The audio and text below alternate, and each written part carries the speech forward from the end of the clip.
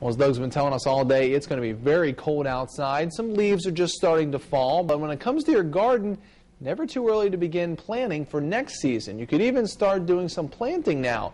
Here's Mike O'Rourke, the garden guy, with a couple of tips.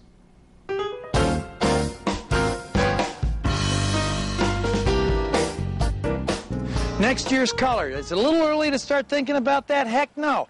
If you wanted to get something, let's say, that the neighbor had, or if you wanted to get a plant or tree, a bush, a shrub that the neighbor had, or some place that you saw somewhere in Northwest Ohio and you wondered what it was and you finally found it, now's the time to get it.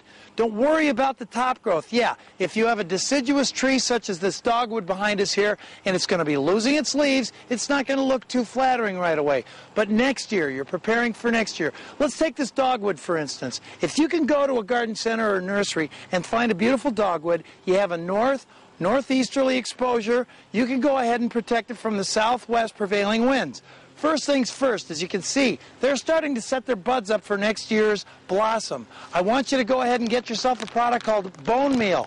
Put it down into the hole when you plant it. If it's already an established tree, put it around the perimeter of it. It takes about 6 to 8 weeks for this stuff to break down anyway, but it helps to kick in as far as the most beautiful blossoms in the world.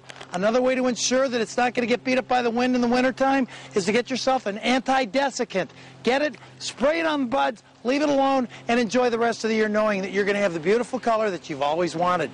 For Fox Toledo, I'm Mike O'Rourke, the Garden Guy. Don't forget to watch me here, 1 to 4, every Wednesday, right here on Fox Toledo.